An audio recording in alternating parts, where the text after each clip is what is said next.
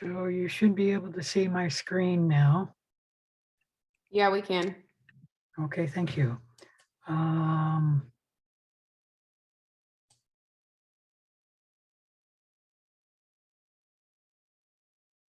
Scrolling down to the schedule. So today we are beginning chapter 3, and hopefully we'll finish it. I doubt that we will, but we'll begin it.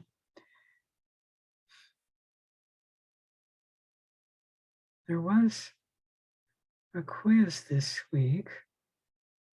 I'll have to look into that. There is no lab today, so I will be there from 6:30 to 6:45 to answer questions. But when the last question is answered or it becomes 6:45, I will be logging off. So if you have any questions about the lab or any other questions, please log in 6:30 to 6:45 for the lab, because that's all I'm going to be there. Of course, you can always email me questions. If you don't have any questions, you do not need to come to the lab today because there's no lab. Any questions about that? All right, if not, let's begin chapter 3. I think I'll go ahead and close that. Bring this down here. All right, as is normal, I usually give you a first slide telling you the chapter, Observing Microorganisms, chapter 3, that also lists the major goals and a rough outline of what we'll be covering. So for this chapter, you should know the terms. We've already talked about resolution and refraction. We'll talk more about them in the lecture. Stains, basic and acidic dyes. The word dye and stain are used interchangeably. Smear preparation. When you make a smear, you don't use dyes. That's just putting the bacteria on the slide. But what's the mordant and peptidoglycan? Understand the sizes of organisms and the properties of microscopes. Understand the major differences between the light microscopes and the electron microscopes. Remember, there's 2 microscopes we're going to talk about.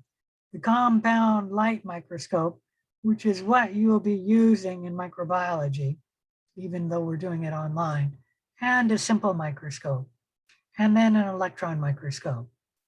And actually, there's more than one electron microscope. We'll talk about that. Understand why staining improves resolution. Know the 3 types of stains. What's the simple stain, the differential stain, and a special stain. And then lastly, understand the gram stain, its procedure, and the basis of its differential staining. Any questions about what we're going to be doing? All right.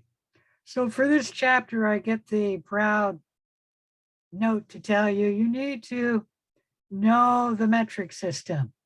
You're expected to know this for the quizzes and the exam. There is study guides. See, I knew I needed to go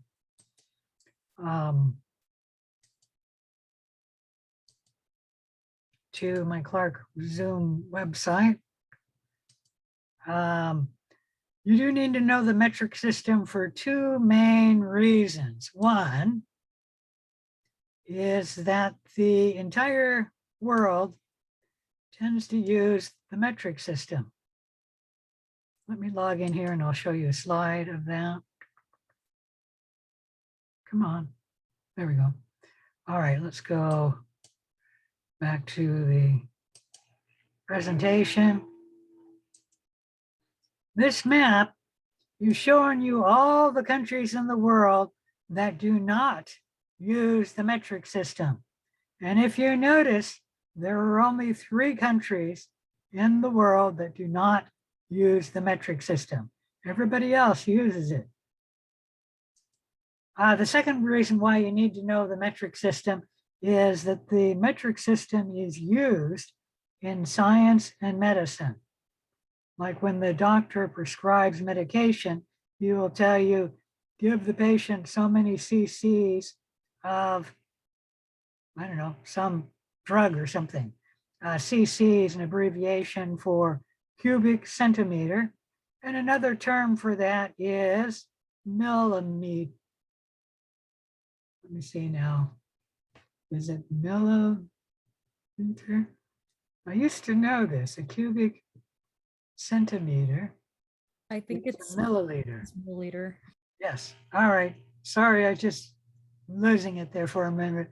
I couldn't remember. Is it a microliter or a milliliter? And it's a milliliter. A microliter, you have to have a special special syringe to give a microliter. Let's blow this up a little bit. Why am I not seeing it? There it is. So for the metric units, you should know essentially all of them listed here. You should know a kilometer is 1,000 meters. A meter is the basic unit for measuring length or distance. You don't really need to know the decimeter, but you should know the centimeter. 100 centimeters equal 1 meter. You should know a millimeter, and 1,000 millimeters is 1 meter. A meter, if you don't know, is close to a yard. And a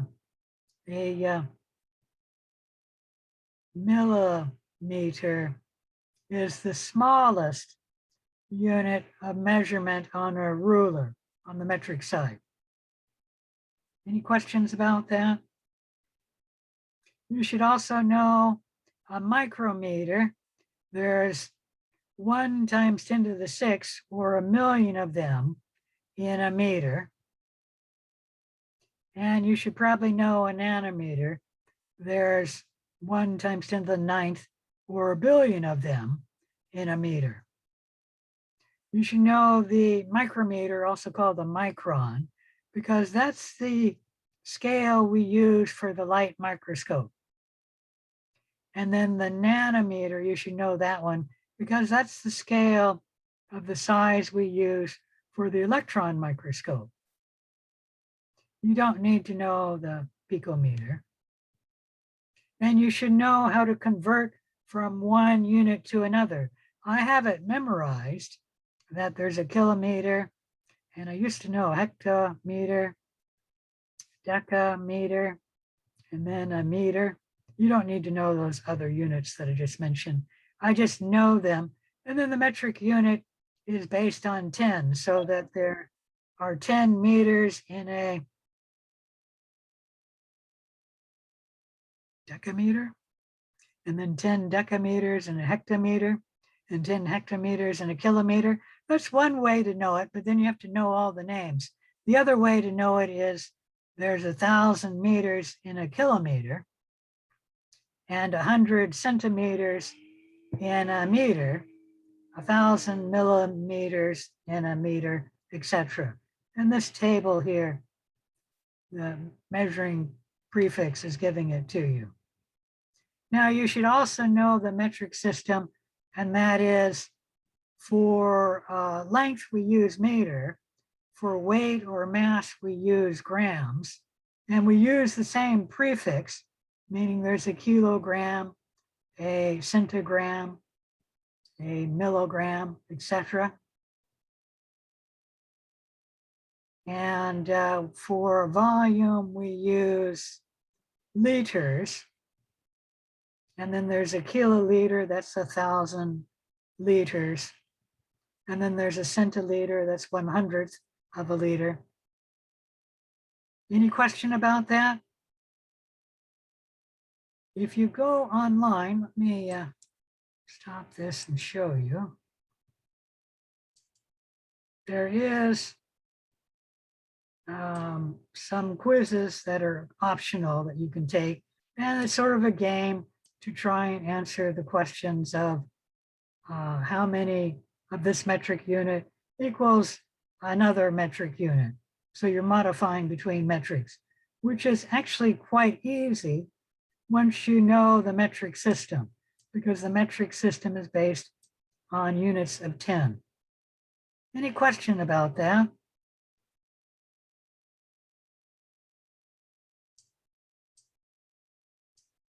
Here it is, optional metric quizzes. I've got the link here so that you can copy and paste it and put it in your browser. If you open it in Canvas, you'll get another page that you have to click on a second time to get it to run. It won't run in Canvas.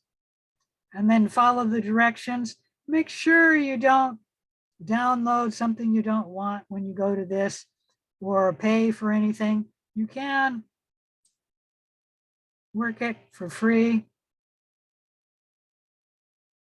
I'm not sure if you have to hit the start or not. I'd have to read it. I don't remember. Questions and answers. Select the base unit of the metric system for length is a meter. So it looks like I've got to hit start.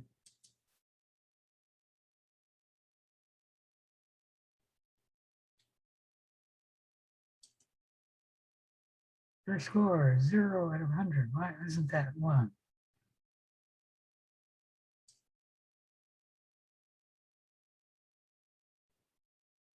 Submit my answer. Oh, that's 1.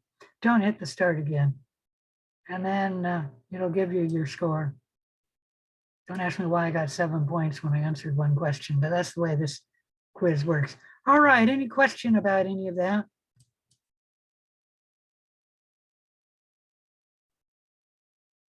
That is optional. There are 3 quizzes there. If you want to take them, take them. It will help you fine-tune your knowledge of the metric system. And you will be expected to know it on the quizzes and the exams because, like I said, all of the world uses the metric system, and so does science and medicine. And I can state that I think it was Thomas Jefferson, somebody can correct me if I'm wrong, he proposed to Congress and it went through that he said the United States will begin switching over to using the metric system. That was a long time ago, and we're still slowly switching over to start using the metric system. Any questions about that? Excuse me for blowing my nose.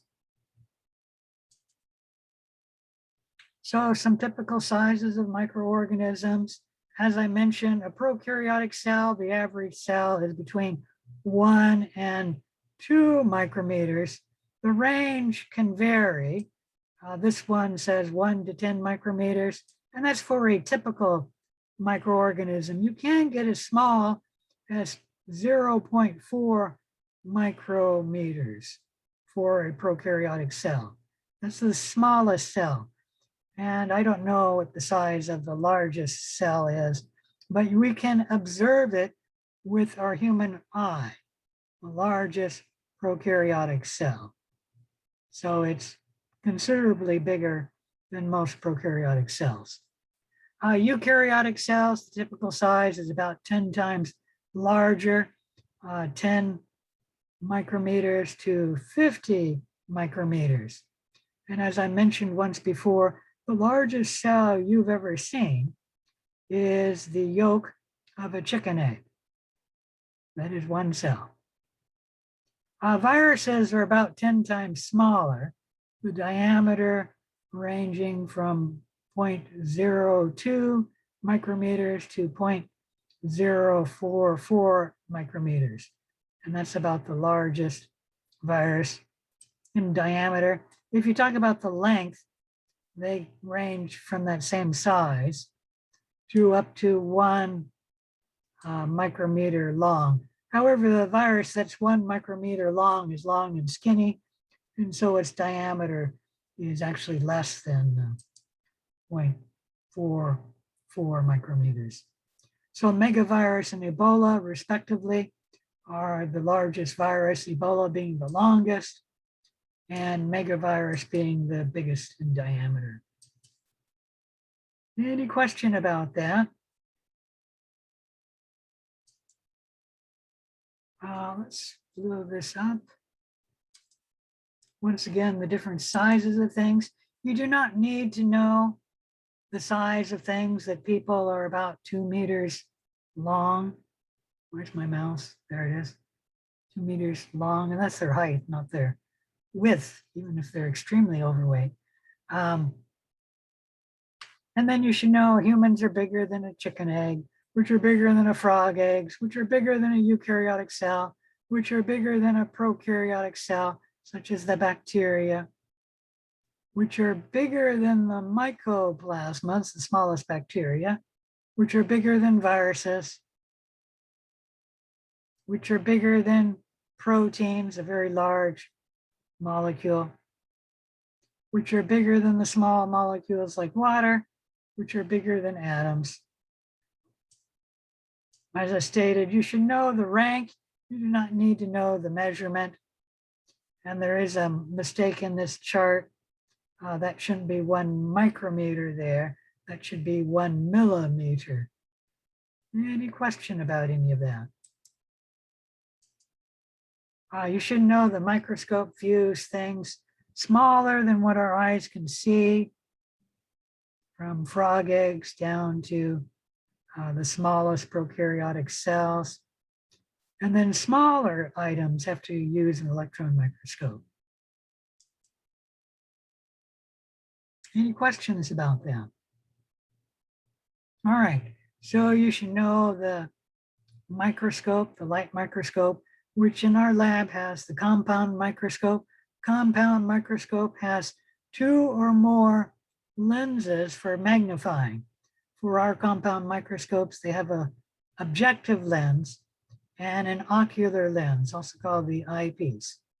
And the typical microscopes have 4 objective lenses, a 4x, a 10x, a 40x, and an 100x objective lens. The total magnification being the ocular lens times the objective lens. In our lab, all of the ocular lenses are 10x magnification. So that the total magnification for this lens would be 40x, for that lens, 100x, etc. The total magnification. You should also know the different parts of the microscope shown here and what they do. I think we went over that already. The other microscope is a simple microscope. And this is actually the microscope that Antony van Leeuwenhoek made, one of the few living replicas of his microscopes.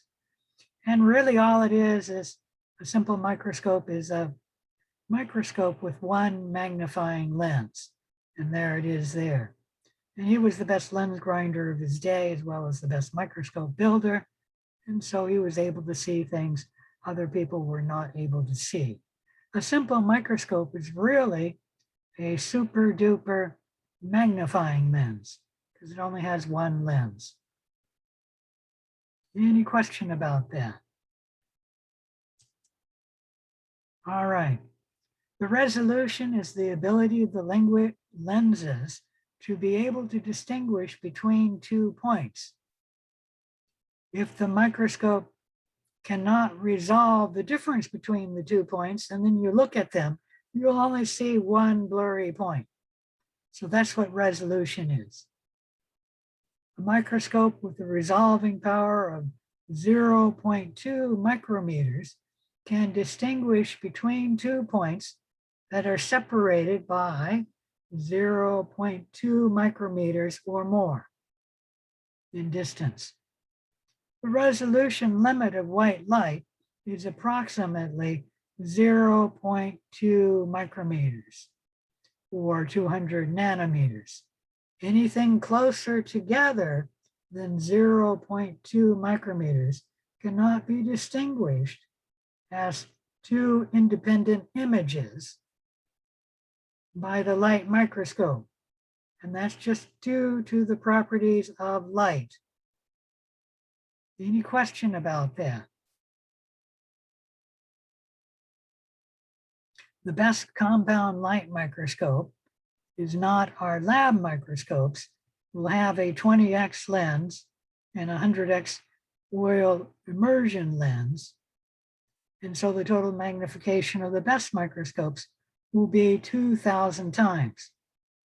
You can't get higher than that because of the resolution limit of light. So that's the most we can magnify. Any more is what you'd say nonsense or yeah, we'll just call it nonsense magnification, because you still would not be able to distinguish any points that are closer together than 0.2 micrometers because of the limitation of light. Light itself would not be able to distinguish it as 2 points. Any question about that? So this is an example.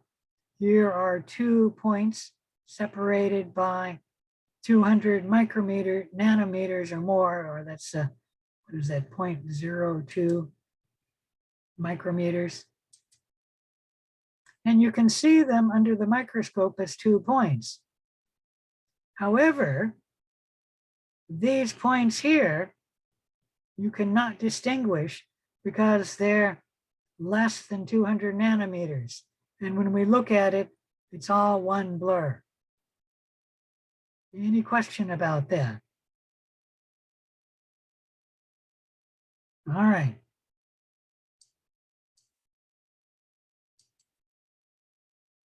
Light has a refractive index, meaning light bends when it goes through one media and into another media. So why the pencil looks like it's bending right there is because the pencil is in water and light bends, switching from water to air or vice versa. And then that's the artist's rendition. Any question about that? Why we use oil with a microscope is because the glass and the oil have the same refractive index, so that the light coming out of the glass slide and going into the oil does not refract or bend. And I'll talk more about why we do that in a minute. Let's talk a little bit more about refraction. Refraction is very important to living organisms because when a bird or other animal sees a fish in the water, the light refracts at the interface between the water and the air. And so when we're looking at it, it looks like the image is right here to our eye.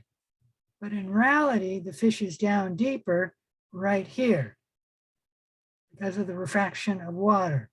No, birds that catch fish have to take that into compensation when they're catching the fish.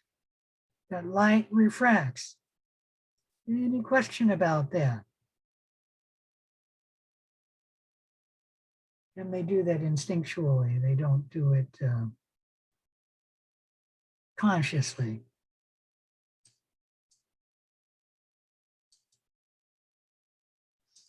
As I stated, light, when it hits the glass slide and then leaves the slide and goes to the air, will bend. If instead we put oil there, let's go to the next slide. The light that bends won't bend when we have oil. So the light will come straight and go into the objective lens. Whereas this one here, bending there, will be bent away from the objective lens. That means the subjective lens, when we don't use oil, will not be as good as it would be if we used oil, because when we use oil, more of the light is able to be collected by the objective lens. And that would be this one here. It's collected by the objective lens, whereas this one is not. And that's why with high magnification, with the 100x objective lens, you have to use oil in order to get good resolution. And the oil stops the refraction of light, meaning the bending of light, when it leaves the glass and enters the oil. Any question about that? And that's why we use oil with the oil immersion lens, so that the objective lens can collect more of the light, and that will improve the resolution. As you're getting more of the light. Now you'll notice that some of the light is bent so severely when it's leaving the glass and going into the air that it's not coming into the air, at least that way. It might come out of the slide down here, but that's the one we're concerned about, the one that is bent enough to miss the objective lens. And so we use oil to collect it. All right, any question about any of that? If not, let's talk about bright field illumination. That's a normal light microscope. They're used in our lab. What happens is you have a lamp, a condenser lens that just makes the light come up in a cone. The specimen where the light hits the specimen, and then two objective lenses, the objective lens and the ocular lens. I meant two lenses, one objective lens and ocular lens. When we look at an object, we'll have a light background from the light, and the specimen will be darker because it's going to block some of the light, but the specimen will be lit. It won't be dark, meaning black. Any question about that? That is the bright field and normal way we use the light microscope. There's also dark field microscope, and it's a similar construction, but there's something different. Let me blow this up. Oh, lost it. You have a disc in between the light and the specimen. And so that way, the specimen is not directly being hit by the rays from the light. Any of the rays directly from the light are blocked by the opaque disc. What happens is that light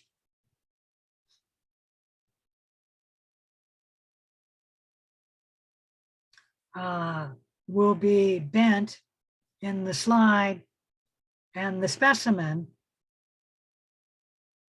so that that light which is bent will come from the lamp, but it'll be bent and hit the specimen. Oops, went too far. And then be seen by our eye in the microscope. So the specimen is lit up, but it's lit up not from a light ray directly from the lamp. Is that clear to everybody? It's only lit up from light which is refracted into the objective lens. And then the background is dark because the opaque disc prevents the light from the lamp from getting through to the slide. Any questions about that? And that's why we call it dark field. It has a dark background, and then the specimen is lit up. For bright field, both the background is lit up and the specimen is lit up. Any questions about that? All right. Let's move on and talk about the electron microscope. The electron microscope does not use light. It uses electrons. And electrons have a smaller wavelength than light.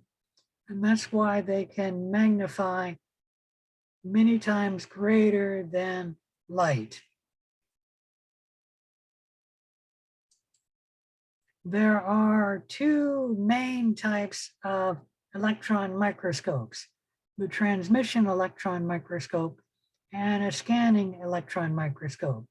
Now, there are other types of electron microscopes, and I will mention, I think, 2 other types at the end here, but you don't need to know them for any exam. The beam of electrons is not focused by glass lenses. The beam of electrons is focused by an electromagnetic coil. As I stated, the shorter wavelength of the electrons allows the magnification up to, what is that, 100,000 times greater than we can magnify with visible light. The transmission electron microscope sees an image in only 2 dimensions. And so when you're looking at an object, all you're seeing is a plane of that object. We don't know, looking at this, is this near the top of the cell, in the middle of the cell, or near the bottom of the cell? But we can look at that and see that it's a 2-dimensional object of the specimen. With the transmission electron microscope, you can see inside the cell. Any question about any of that? With the scanning electron microscope, you see the object in 3 dimensions. So here we're looking at a small cell, and it looks 3-dimensional. When you're using the scanning electron microscope, you only see the surface of the object, in this case, the surface of the cell. So that's how they differ. The transmission electron microscope is 2 dimensions. You can only see one plane of the cell, but you can see inside the cell. I should say you do see inside the cell. With the scanning electron microscope, you see it in 3 dimensions, but you only see the outside of the cell, the surface. Any question about any of that? So here's a scanning electron microscope, and we can see these crystals in 3 dimensions. Here's a transmission electron microscope. I think this is a chloroplast. I don't know if I have that labeled there. Yeah, I don't have it labeled. And we're seeing many layers of the cell membrane right here. All right, any question between scanning electron microscope and transmission electron microscope? If not, let's move on. There's also scanning tunneling microscope. You're not going to be examined on this. It's a 3rd type of electron microscope using a metal probe to scan a specimen. The resolution is very good. We can get down to 1/100th the size of an atom. There's also atomic force microscope. You're not going to be examined on that. It's a 4th type of electron microscope. It uses a metal and diamond probe inserted into the specimen. What's good about the atomic force microscope is it produces 3D images. This is a 3D image to the toxin from Clostridium perfringens. I didn't mean to move that. Make sure I don't save that. All right. Why do we use stains to observe cells? Does anyone know? Probably no one will answer. Well, answer me this. Which cells are easier to see? The ones on the left or the ones on the right? The right. Yeah, the cells on the right are much easier to see. The reason why they're easier to see is the cells on the right are stained with the dye. The cells on the left are not.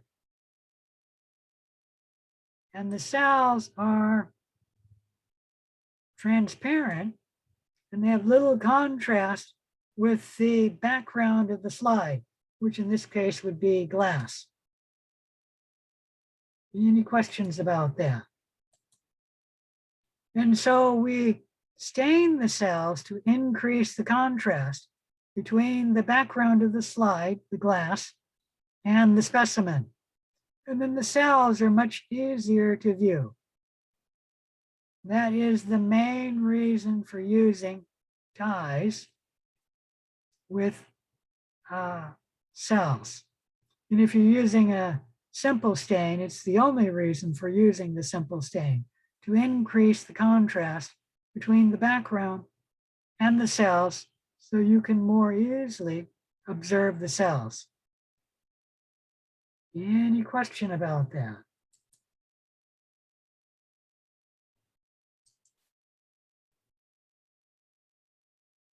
Most microbes are colorless and they have little contrast.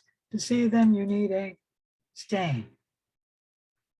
Stain colors the background of either the specimen or the background, depending on which stain it is.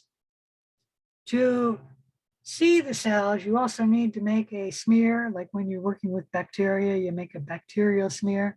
This is a thin film solution of microbes on a slide. Ideally, you want the cells to be only one layer thick. Usually what you do once you make a bacterial smear is then let it air dry and heat fix to attach the cells to the glass. Otherwise, they will wash off when you begin the washing steps of staining the cells. So a smear, that's all it is you put maybe a liquid on the slide and then add your cells to it and then move the cells or smear them all over the surface of the slide. That's what a bacterial smear is. It has no dyes added. Really no treatment other than air drying and heat fixing. Stains or dyes are salts consisting of a positive and a negative ion. If the colored part of the molecule is the ion, which is positive, that will be a basic dye. The chromophore is a cation, the positive part of the molecule. If, on the other hand, the colored part is in the negative part of the molecule, the anion, that is an acidic dye. Any questions about that?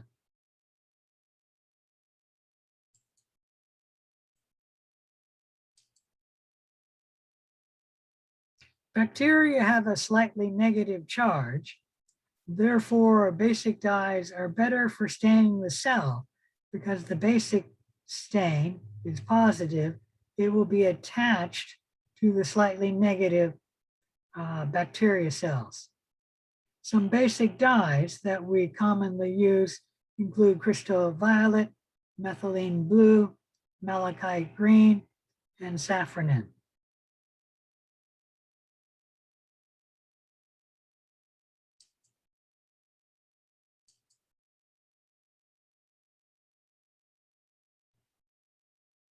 An acetic dye typically stains the background of the cell, meaning the glass, and it does not stain the microbes. The acetic dyes are negatively charged, and the dye will be repelled from the negatively charged organism or cell. Some acidic dyes include eosin, acid fuchsin, and nigrosin. With an acidic dye, you stain the background instead of the cell. This is also called negative staining. So negative staining uses an acidic dye, and an acidic dye engages in negative staining. It's called negative staining, I think I mentioned this before, because you stain the background, not the object. And that reminded people of the old photographs when you had a negative. Any question about any of that? So when we're looking at cells, regardless of whether they're stained with a basic stain or a negative stain, you can still easily see the cells. Here we have a basically stained cell, and there's a negative stained cell. The basic stain mainly stains the cell. The negative stain mainly stains the background of the slide. The cells are not stained.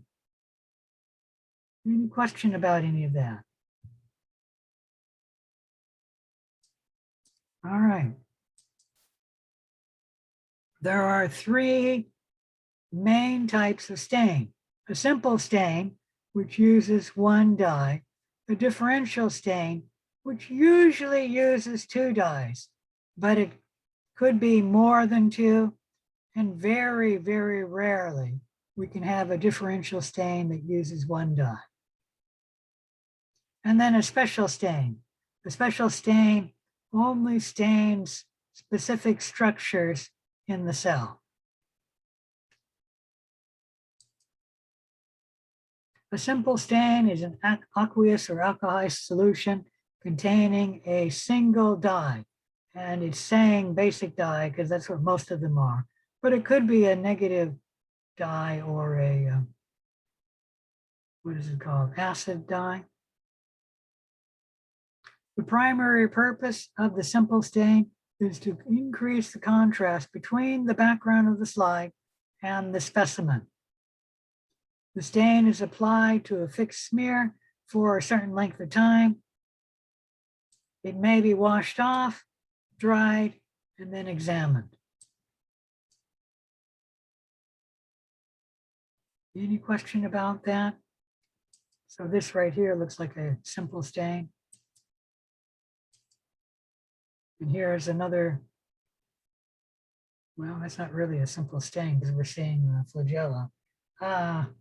There's another picture. I'll just word it that way. A mordant may be used with the stain. The mordant does not directly stain the cell. What it does is it intensifies the earlier stain. An example of a mordant is iodine in the Gram stain. Functions of a mordant is it's not a stain. It increases the affinity between the stain and the specimen, meaning they're more likely to bind to the specimen. The mordant may coat the specimen to enhance it, thereby making it easier to be seen. And that's what that is. The flagella stain uses a mordant to help see the flagella. Any questions about any of that? A differential stain reacts differently with different kinds of microbes. So if you had two different cells on a slide, you might be able to distinguish them if you use a differential stain. They may look different or take on two different colors. Usually, a differential stain uses two dyes, but remember, this is not required. A differential stain does not have to have two dyes. The most commonly used differential stains in microbiology are the Gram stain and the acid-fast stain. The Gram stain was developed by Hans Christian Gram in 1884. It's named after someone, so the G should be capitalized in Gram. It's a very useful stain in bacteriology because it largely classifies bacteria into two very large groups. The Gram-positive cells, which retain the purple color, and the Gram-negative cells, which lose the purple color, and then they go on to add the second color, which in this case is pink. And when microbiologists looked, they found that there were two types of bacteria and two types of archaeobacteria, those that were gram positive and those that were gram negative. Now you can argue there's a third type, and that would be the gram variable cells. And as I stated, most of the time, if you have gram variable cells, it's because you're using old cells. You should not use old cells. You should use newly grown cells if you're going to do the gram stain. Any questions?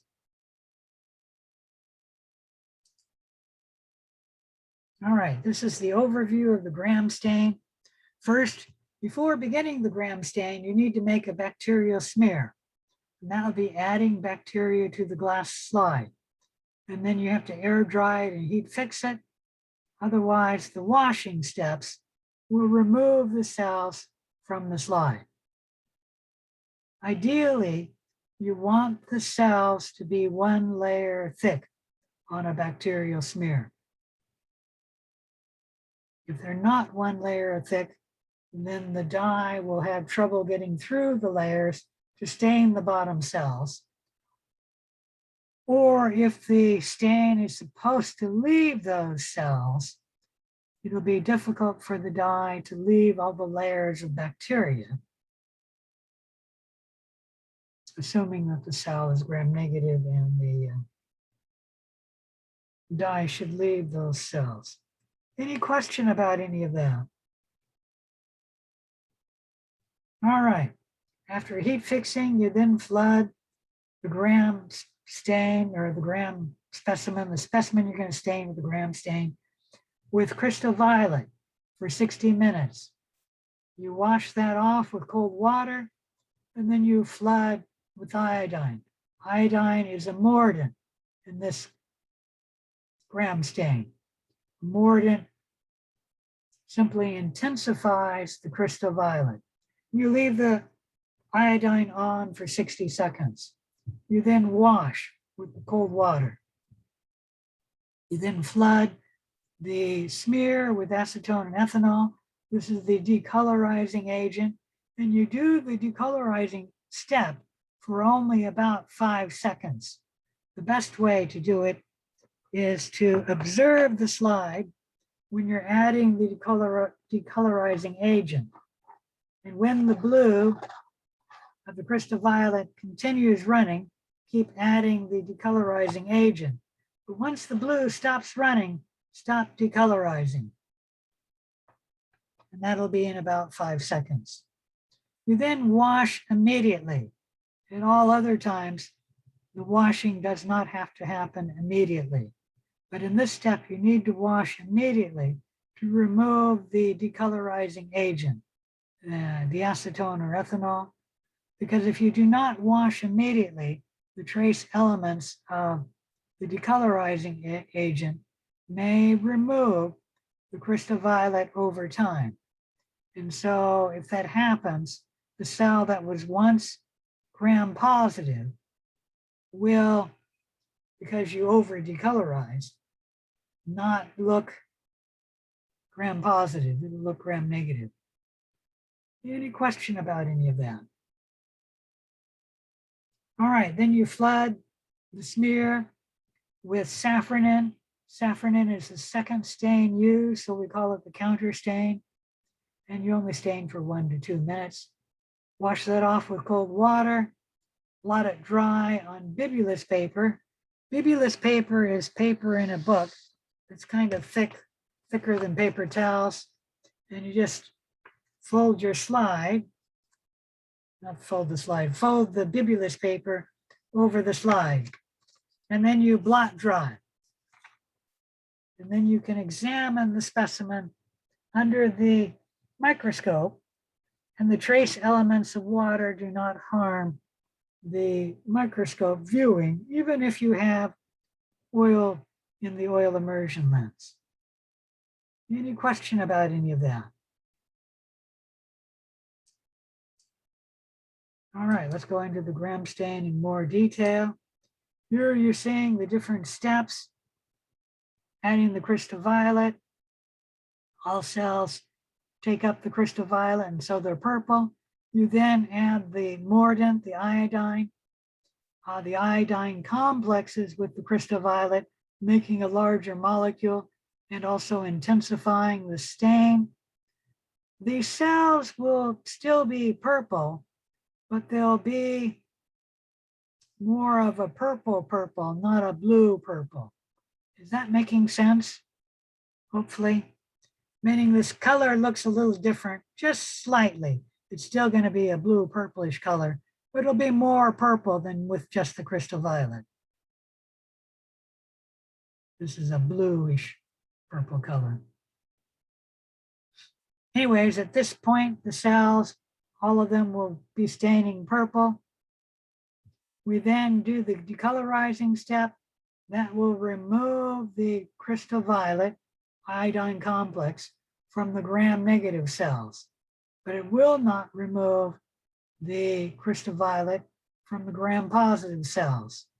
So the alcohol or decolorizing step, alcohol acetone wash, is the step which is the differential step of the gram stain. And as you can see, the gram-negative cells after decolorizing will appear clear. The gram-positive cells will occur or appear purple. Any question about that? All right, no questions? Well, we then do the counter stain because a clear cell right here will be hard to view under the microscope. So we then apply the safranin, and that will give the gram-negative cells a pink appearance. And then the crystal violet will give the gram-positive cells a purple appearance. All right, so you should know what color the gram-positive and gram-negative cells are at each step in the process. And it's not that difficult to learn that. There is an exam question asking about that. And I think there's a quiz question asking about that as well. Any questions?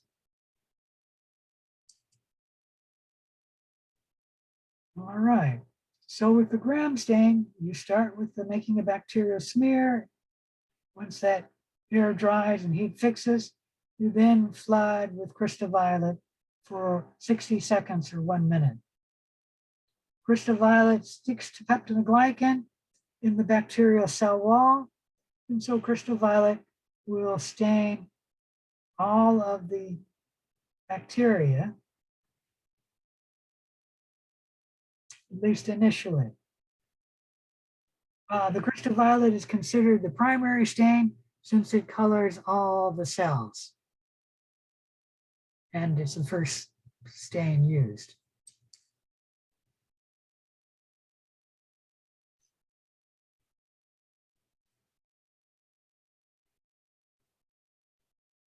Did I mention the crystal violet's the primary stain? Yeah, I'm on the same slide, sorry. I thought I moved to the next slide. There we go. So the color of the gram-positive cells is purple at this point. The color of the gram-negative cells is purple. We then apply mordant. It increases the affinity of the crystal violet for the specimen. You apply the mordant for 60 seconds and then wash it off. The color of the gram-positive cells is still purple. And like I said, it's a little more purple than a blue purple.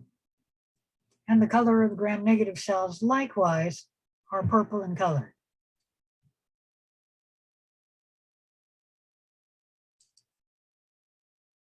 We then apply the decolorizing agent, and there's more than one decolorizing agent. I'm only going to talk about acetone and ethanol. I think in the video you saw yesterday, assuming you took the lab yesterday, they only used ethanol for decolorizing. And it takes longer to decolorize with ethanol than it does with acetone and ethanol. And so our procedure says we decolorize with only about 5 seconds because we're using acetone and ethanol. But if you were to decolorize with ethanol, it would take longer to decolorize than 5 seconds. And I don't remember how long that is, but it's something like 20 to 30 seconds decolorizing with alcohol alone. What was I going to tell you?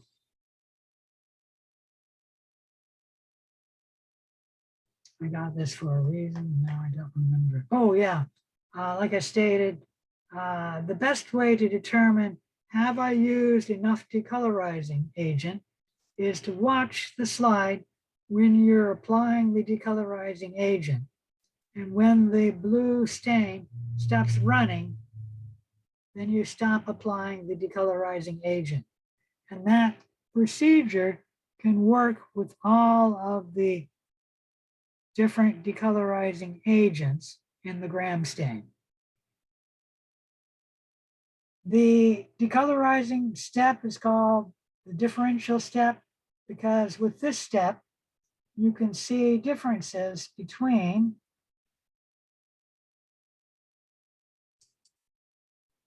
gram positive and gram negative cells. After applying the decolorizing agent, the gram positive cells are staining purple. The gram negative cells are staining with no stain, meaning they're colorless. Any question about any of that?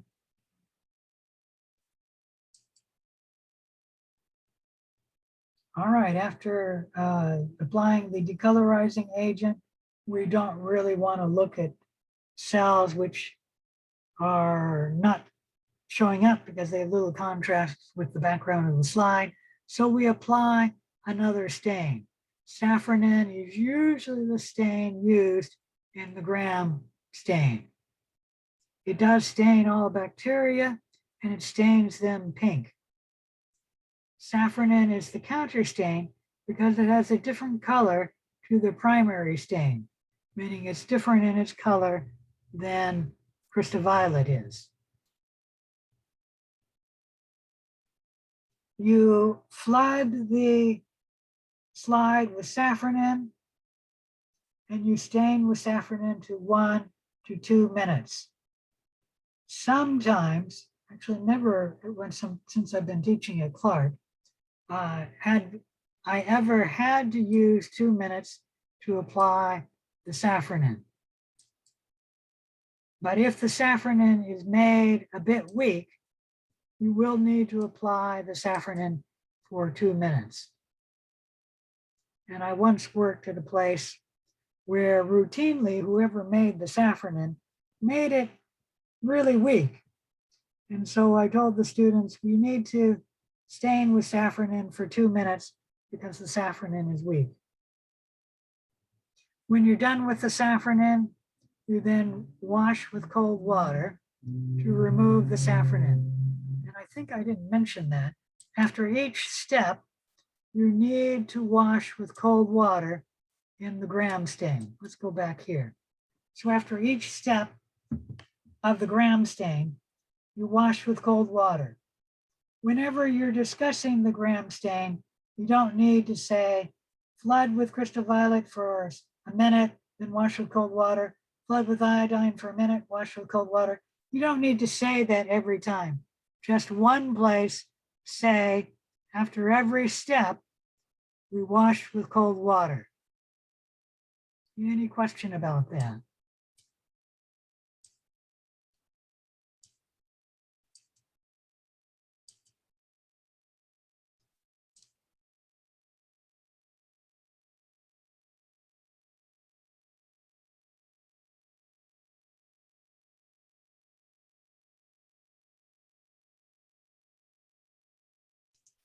How long was I muted? You weren't. Okay, for some reason I became muted there. I'm not sure how or why. Maybe I just happened to hit that button by accident. I don't know. All right. Safranin is a pink dye. It does stain all the bacteria. It's the counter stain because it has a different color than the primary stain. After staining with safranin, the gram-positive cells will stain purple or look purple. The gram-negative cells will look pink. You then wash with water and then blot the slide with bibulous paper, and then you can observe the cells with the microscope, even with oil on the slide. There's not enough oil to stop seeing the cells.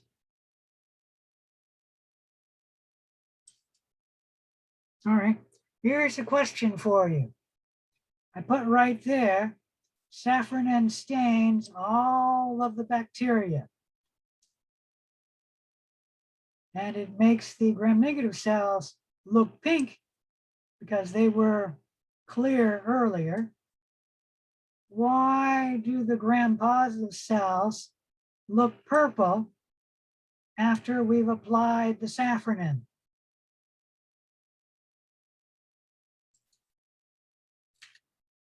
I'm going to eat something here because I'm going to encourage you guys to try and guess. It's actually not that difficult of an answer. I know you don't know, and if you're wrong, so what? It's not like you're going to lose a point.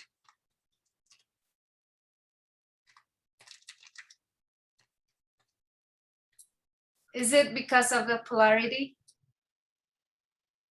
The polarity. You're going to have to explain that answer. I don't understand.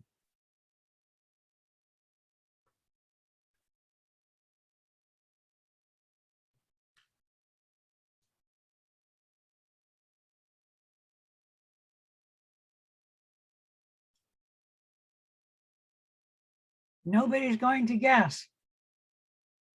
Our human eyes, when we look at the cells, they look purple to us because purple is a more intense dye. But if we were to look under the cell, under the electron microscope, we could see pink coloration in certain parts of the cell.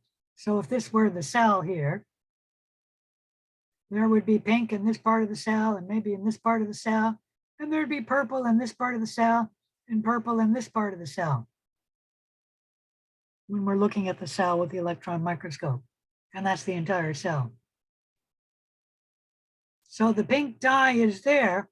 It's just that our human eye can't see it because the purple is more intense. So to our eyes, the cell looks like it is only purple. But if we were to look at the cell with the electron microscope, we could see safranin in the gram-positive cells. Any question about any of that?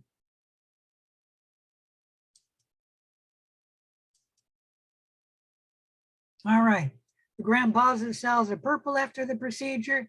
The gram-positive cells are pink. Why? What's the basis for the differential staining? It's related to the differences in the cell wall. The gram-positive bacteria have a thick peptidoglycan layer, and that thick peptidoglycan layer traps the crystal violet iodine so it doesn't wash out. The gram-negative bacteria have a thinner peptidoglycan layer, and the crystal violet iodine washes out of that thinner peptidoglycan layer. So here we're looking at a gram-positive cell. Let me blow this up. And the yellow being the cell membrane, the purple being the cell wall. It has a very thick peptidoglycan layer. And this diagram is only showing 3 layers of peptidoglycan. There are actually many, many layers of peptidoglycan, probably hundreds of layers of peptidoglycan, or maybe even thousands, I don't know, but a large number, much more than 3.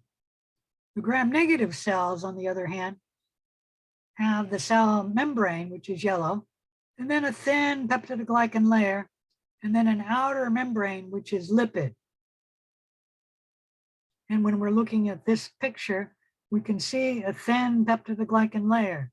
The book shows you that it's only one layer. It is many more than one layer. I don't know how many more, but at least it's a few layers of peptidoglycan. Maybe it's many when we're counting them, I don't know, but it's many less layers than the gram-positive cell.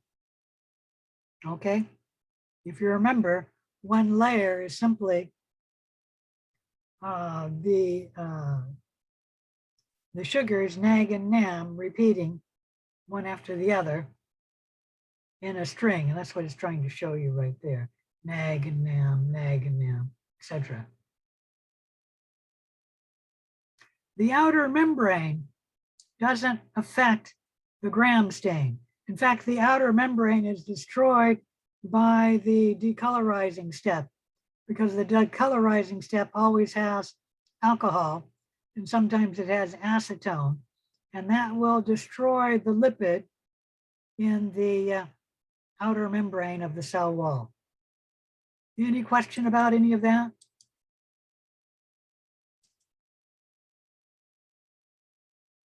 All right, I already talked about that. I'll just reiterate the crystal violet iodine complex together.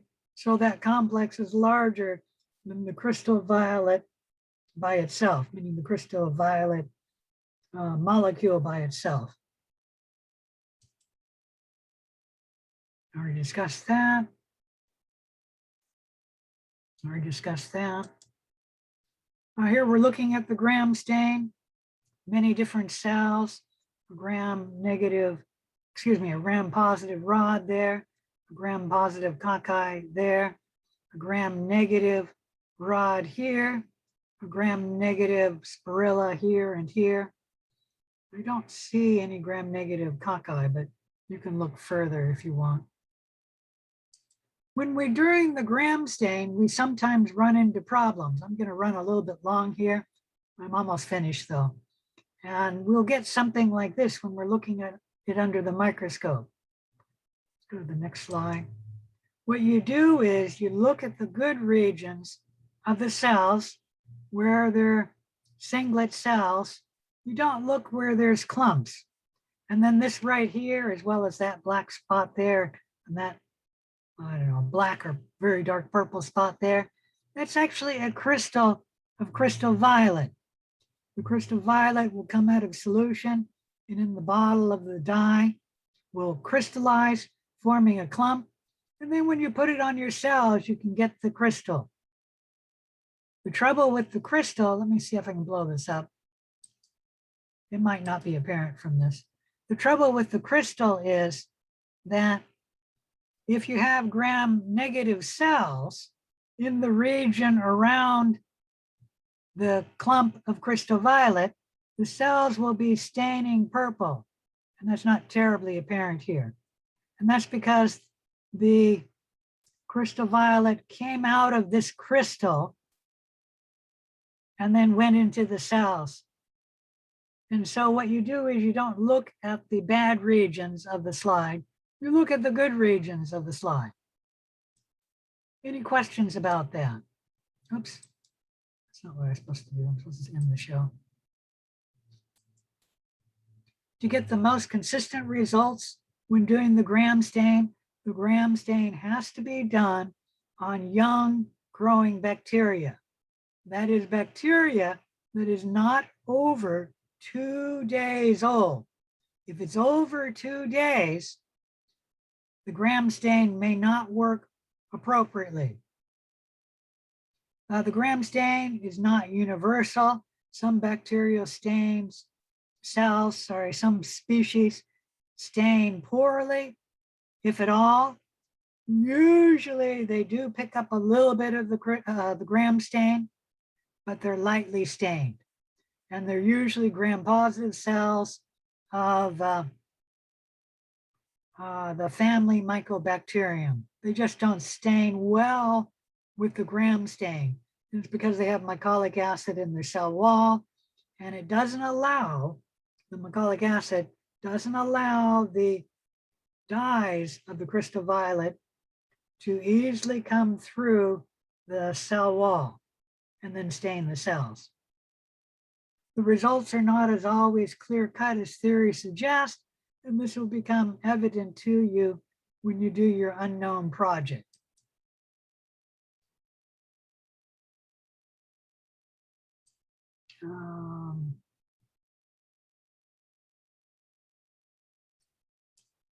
What I'm trying to state here is that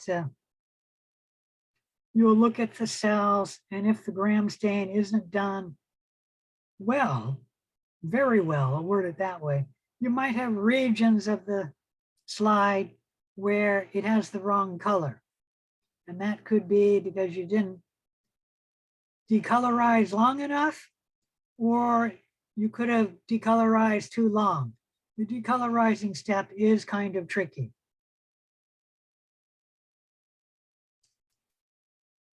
The structure of the gram-positive and the gram-negative cells does affect more than just the staining and the gram stain.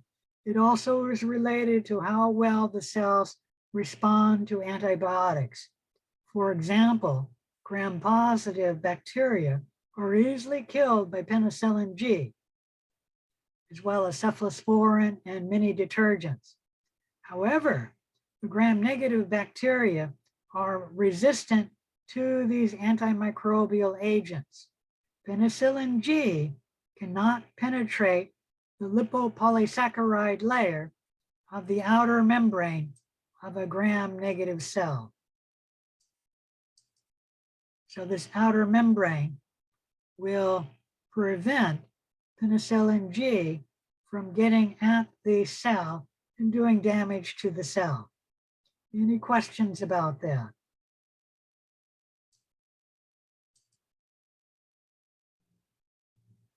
And that's true of some detergents and cephalosporin as well. All right, let me briefly just talk about the special stain. The capsule stain is used to stain capsules. You're not going to be examined on this, but I need to talk to you about it because some of you, when you do your unknown project, will do the capsule stain. When you do the capsule stain, you usually stain both the background of the slide and the cell. And then the capsule doesn't stain. So we can look at this and clearly see that this cell has a capsule around it. What's happening here is we're probably looking at a cell. So I'm going to try and make this a cell. And there's the capsule. And we're looking at it right up here. So we're not seeing the cell. Okay, any question about that? We're only seeing the capsule there. It's also possible that a capsule came off of a cell. I don't see any cells lacking a capsule, but this could have come off of another cell. Any questions about the capsule? It uses a negative stain to stain the background. And sometimes it will have a second stain to stain the cells. India ink only uses one dye, and it stains the background very darkly. It doesn't stain the capsules at all, but it stains the cells lightly. They're much lighter than the background, at least that one and that one. That one's about the same color as the background. All right, any questions? If not, that's it for this lesson. I will see you at 6:30 if you have questions. Any questions before I log off? All right, I'll see you later.